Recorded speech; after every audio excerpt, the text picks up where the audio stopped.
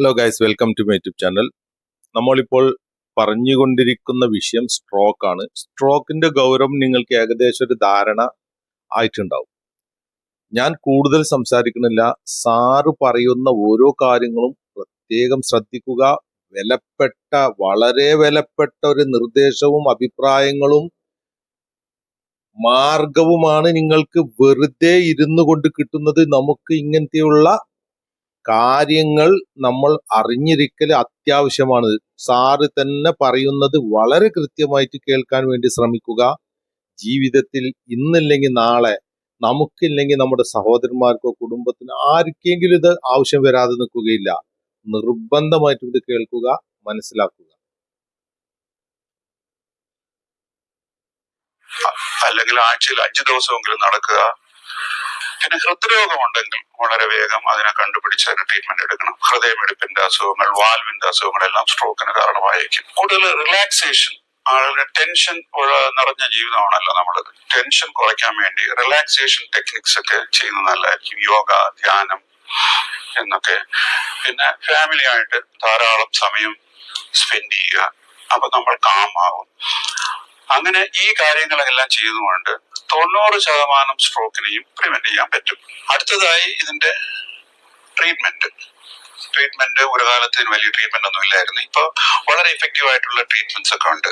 ഈ ട്രീറ്റ്മെന്റിലും സാധാരണ ആൾക്കാരുടെ, അതായത് രോഗിയുടെ ബന്ധുക്കളുടെ, അവരുടെ സുഹൃത്തുക്കളുടെ ഒക്കെ റോൾ വളരെ ഇമ്പോർട്ടന്റ് ആണ്. കാരണം സ്ട്രോക്ക് തുടങ്ങിയ ഉടനെ ആ നിമിഷം തൊട്ട് ഓരോ മിനിറ്റിലും 2 മില്യൺ ന്യൂറോൺസ് മരിച്ചുകൊണ്ടിരിക്കുകയാണ്, നശിച്ചുകൊണ്ടിരിക്കുകയാണ്. അപ്പൊ അതുകൊണ്ട് സ്ട്രോക്ക് വന്ന ഉടനെ ആശുപത്രിയിൽ എത്തിക്കാൻ എന്തൊക്കെ ചെയ്യണമോ എന്നുള്ള കാര്യങ്ങൾ നോക്കാം. ആദ്യമായിട്ട് ഈ സ്ട്രോക്കിനെ നിങ്ങൾ തന്നെ ഐഡന്റിഫൈ ചെയ്യണം. സാധാരണ നമുക്ക് ഒരു അസുഖം വന്നിരുന്നാല് സാധാരണ നമ്മൾ അടുത്ത ആശുപത്രി പോവുക, ആശുപത്രി പോയി ഡോക്ടറെ കാണും, ഡോക്ടർ കൂടെ ടെസ്റ്റ് ഒക്കെ ചെയ്യും. അതിനുശേഷം നിങ്ങളടുത്ത് പറയും നിങ്ങൾക്ക് ഈ അസുഖം ഉണ്ടെന്ന്, അതായത് ഇപ്പൊ ന്യൂമോണിയ ഉണ്ടെന്നൊക്കെ പറയും.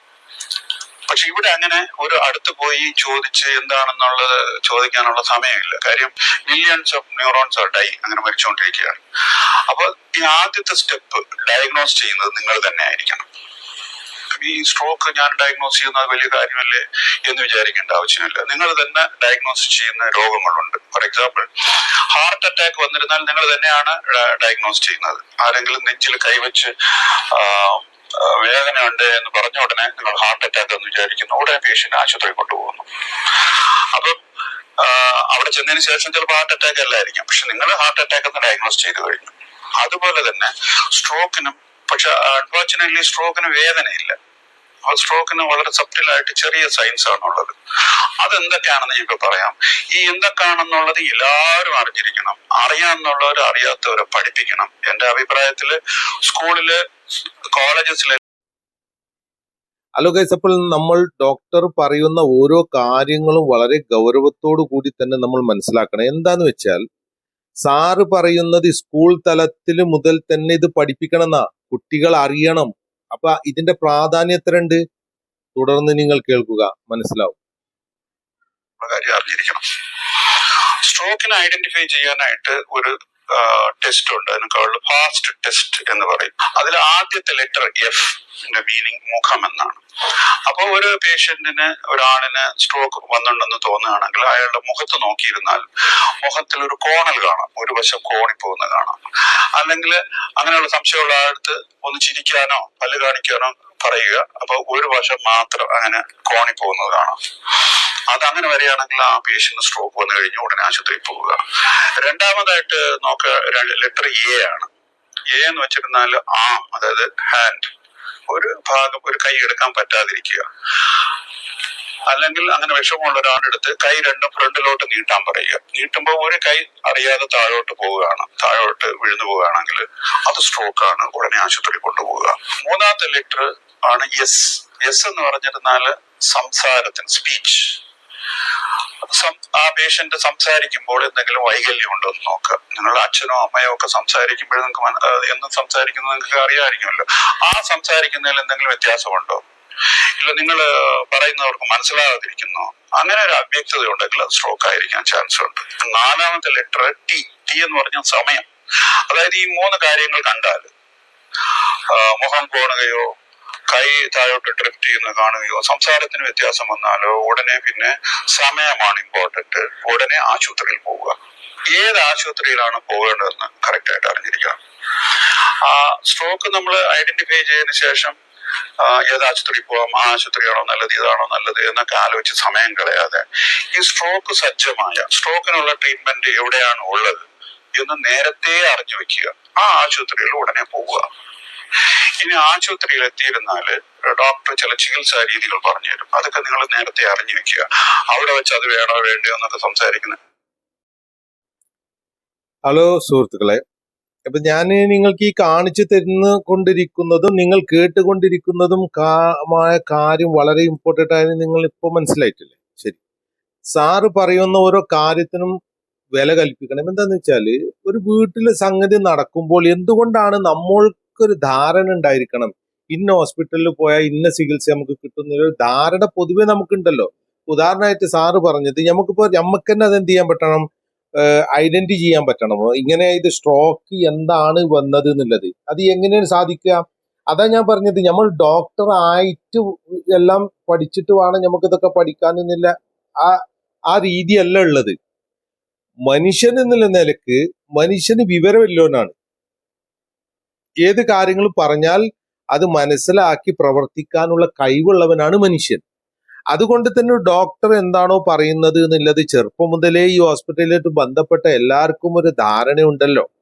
അതിന്റെ അടിസ്ഥാനത്തിൽ നമ്മുടെ വീട്ടിലിപ്പോ ഞാൻ അതാ പറഞ്ഞത്, ആവർത്തിച്ച് പറയുമ്പോഴൊക്കെ ഇതൊക്കെ അനുഭവം ഉണ്ടോ ചോദിച്ചാൽ അനുഭവമുണ്ട്. എന്റെ അമ്മോന് ഇപ്പൊ മരിച്ചുപോയി, ഹാർട്ട് അറ്റാക്കിന്റെ രോഗിയായിരുന്നു. ഞാൻ ഇരിക്കുന്ന സമയത്ത് എന്റെ വേറെ വലിയ അമ്മോന് പറഞ്ഞു, ഇങ്ങനെ മുഹമ്മദ് അലി കുഞ്ഞാക്കാക്ക് എന്തോ പറ്റിയിട്ടുണ്ട്, പെട്ടെന്ന് ചെല്ലണം എന്ന് പറഞ്ഞു. ചെറുപ്പക്കാരനായിരുന്നു. ഞാൻ ഇവിടുന്ന് ഓടി വീട്ടിലേക്ക് എത്തിയപ്പോക്കിന് വേദനയാണ്. അപ്പൊ ഹാർട്ട് അറ്റാക്കിന്റെ വേദനയാണ് ഞങ്ങൾക്കൊരു ധാരണ. അതാണ് സാറ് പറഞ്ഞത്.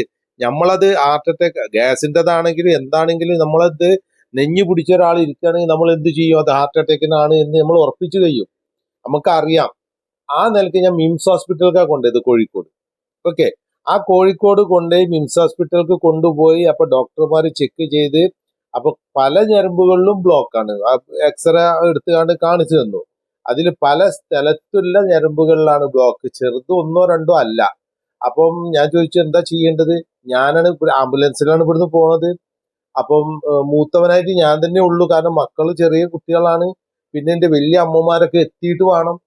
അപ്പോൾ സാറ് പറഞ്ഞ് നേരം വൈകാതെ ഇപ്പൊ തന്നെ അത് ചെയ്യുകയാണെന്നുണ്ടെങ്കിൽ അതാണ് ഏറ്റവും നല്ലത്. കാരണം അമ്മോൻ എന്തായിട്ടുണ്ട്, പിന്നെ ബോധം ഇതായിട്ടുണ്ട്, ഇഞ്ചക്ഷനൊക്കെ കൊടുത്ത് മയക്കി കടത്തിയിട്ടുണ്ട്. ആ വേദന വന്നുകൊണ്ട് നിലമ്പൂരിൽ നിന്നാണ് ഞങ്ങൾ കോഴിക്കോടേക്ക് പോണത്. പിന്നെ അവിടെ ഇവര് 2-3 മണിക്കൂർ കഴിഞ്ഞിട്ടാണ് എത്തുക. അപ്പൊ അതുവരെ നോക്കി നിൽക്കാൻ സമയമുണ്ടോ? ഇല്ല. അപ്പൊ ഒരു ഉത്തരവാദിത്തമാണ്. എന്റെ കുടുംബത്തിന് എനിക്കത് ഉത്തരവാദിത്തത്തോടു കൂടി ചെയ്യാൻ കഴിയുമെന്നൊരു ബോധമുള്ള ആള് വേണം എപ്പോഴും നമ്മള് രോഗിന്റെ കൂടെ പോവാന്. ഇത് അടിവരയിട്ട് മനസ്സിലാക്കുക. രോഗിന്റെ ഒപ്പം പോണ ആള് എല്ലാരും സോറി ചാടി കയറരുത് വണ്ടിക്ക്. ഒരു ആംബുലൻസ് വരികയാണെങ്കിൽ എല്ലാവരും പാടെ ചാടിയിട്ട് കയറരുത്. ഒരു ഉത്തരവാദിത്തമുള്ള ആളുകൾ മാത്രമായിരിക്കണം അതിൽ കയറേണ്ടത്. എന്താ കാരണം? കാരണം അവിടെ വെച്ചിട്ട് ഡോക്ടർമാർ ഇന്നത് ചെയ്യണം, ഇപ്പത് ചെയ്യണം എന്ന് പറയുമ്പോൾ അത് ചെയ്യാൻ പറയാൻ കെൽപ്പുള്ള ആളായിരിക്കണം. ഇത് അടിവരയിട്ട് മനസ്സിലാക്കുക. അതന്നെയാണ് സാറ് പറഞ്ഞ് മനസ്സിലാക്കി തന്നത്. അവിടെ നേരം വൈകിട്ട് നമ്മൾ വീട്ടിലേക്ക് വിളിച്ചിട്ടും വീട്ടിൽ നിന്ന് പിന്നെ മറ്റവർക്ക് വിളിച്ചിട്ടും അവർക്കൊക്കെ വിളിക്കുമ്പോൾ ഇവിടെ നേരം വൈകി പോകും. അപ്പൊ നേരം വൈകി പോകുമ്പോൾ പ്രയാസങ്ങൾ രോഗിക്കാണ് സംഭവിക്കുക. അതുകൊണ്ട് പോകുന്ന ആളുകൾ ശ്രദ്ധിക്കുക. അത് മാത്രമല്ല, പോകുന്ന ആളുകൾക്ക് ഏകദേശം ഹോസ്പിറ്റലുകളെ കുറിച്ചിട്ടൊരു ധാരണ ഉണ്ടായിരിക്കണം. ഇന്ന സ്ഥലത്ത് പോയാൽ ഇന്ന ട്രീറ്റ്മെന്റ് കിട്ടാൻ സാധ്യതയുണ്ട്. അല്ലാതെ കിട്ടാത്തൊരു സ്ഥലത്ത് പോയിട്ട് ഡോക്ടർമാര് ഉണ്ടാവൂല എന്ന് നമുക്ക് തന്നെ ഒരു ധാരണയുള്ള സ്ഥലത്തേക്ക് പോവാതിരിക്കലാണ് ഏറ്റവും നല്ലത്. അതുകൂടി പറഞ്ഞ് മനസ്സിലാക്കി തരുന്നു. അടുത്ത വീഡിയോ കാണാൻ വേണ്ടി ശ്രമിക്കുക. കാരണം നല്ലൊരു അറിവില്ല വീഡിയോ ആണ്. ഒരുമിച്ച് കേൾക്കാനോ മനസ്സിലാക്കാനോ കഴിയാത്ത വിധത്തിലാണ് ഈ സ്ട്രോക്കിനെ കുറിച്ചിട്ടുള്ള അറിവ് കിടക്കുന്നത്, പരന്ന് കിടക്കുന്ന സഹോദരന്മാരെ. അതുകൊണ്ട് നിങ്ങൾ ക്ഷമയോട് കൂടിയിട്ട് അടുത്ത വീഡിയോ കാണാൻ വേണ്ടി ശ്രമിക്കുക എന്ന് പറഞ്ഞുകൊണ്ട് ഞാൻ ഇവിടെ നിർത്തുന്നു. നിങ്ങൾക്ക് ഇതുവരെ ഞാൻ നിങ്ങൾക്ക് കാണിച്ചു തന്നുകൊണ്ടിരിക്കുന്ന വീഡിയോ ഇഷ്ടമായിട്ടുണ്ടെങ്കിൽ തീർച്ചയായും നിങ്ങൾ ലൈക്കും ചെയ്യണം, സബ്സ്ക്രൈബ് ചെയ്യണം. അതേപോലെ തന്നെ ബെല്ലൈക്കൺ അമർത്തണമെന്ന് പറഞ്ഞുകൊണ്ട് ഈ വീഡിയോ അവസാനിപ്പിക്കുന്നു. തുടർച്ചയായിട്ടുള്ള വീഡിയോ കാണാൻ നിങ്ങൾ ഫോളോ ചെയ്യുക.